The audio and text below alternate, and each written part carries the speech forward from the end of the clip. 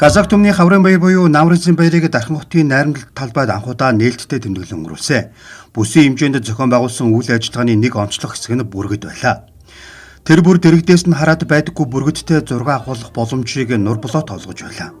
Навриз 2026 төвийн бүсийн нэгдсэн баярын үйл ажиллагаанд Сэлэнг түмний төлөөлөл болж оролцож байгаа түүний хувьд Жавхлан сумаас ирж бүргэдтэйгээ зураг авахлах үйл ажиллагааг үзүүлж байсан юм а. Түүний хувьд 6 дахь үеийн бүргэдчин багасаа сургаж гаршуулж эхэлсэн байна. Өвгөөс ааваасаа уламжилж явж байгаа. Тэ. Одоо энэ жил энэ 2 настай бүргэд миний анхны бүргэд. Тэгээд одоо ингээд ангөрөө хийхэд амар гоё идэг. Тэ. 6 сар 7 сард очиж аавна. Наадмын өмнө ангаах багт нь. Тэ. Их нарийн судалгаа хийж авах уу? Тэг нэг юм уу 2 өндөгөлдөг. Аль томыг аавна. Ер нь арай жижигхэн байдаг. Им нь том байдаг.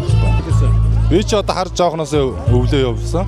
Аав маань 2009 оноос хойш бүргэд бариад тэрнээс хойш өвлөө явж байгаа. Тэгээ аавха гал голомтын залгаад одоо энэ манай энэ банднэр хүртэл одоо бас бүргэдээ байна. Бүргэдэндээ хоол өгнө. Одоо энэ одоогоор нэг ханд яваагүй.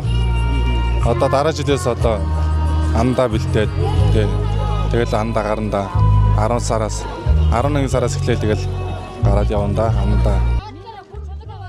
Дархан хотын төв талбайд ирсэн хүн бүрэл бүргэдтэй зураг авахулжээ. Тэрбээр хүүхэд багчууд ихэд сонирхож зарим нь айхгүйгээр шууд өөрөө барьж зураг авахулж байгааг харахад сайхан байгааг онцлоод өрн хавар сайхан бүхний эхлэлийг халуун дотн зон олноороо өргөн дэлгэр тэмдэглэж байгаадаа сэтгэл үнэхээр сайхан байна гэсэн юм а. Цаашаа энэ байдлаа хадгалаад өв соёлоо зан заншлыг олонд хүргэх нэгдсэн үйл ажиллагаагаа жил бүр тэмдэглэж байгаасаа гэдгийг тэрээр хүссэн юм а.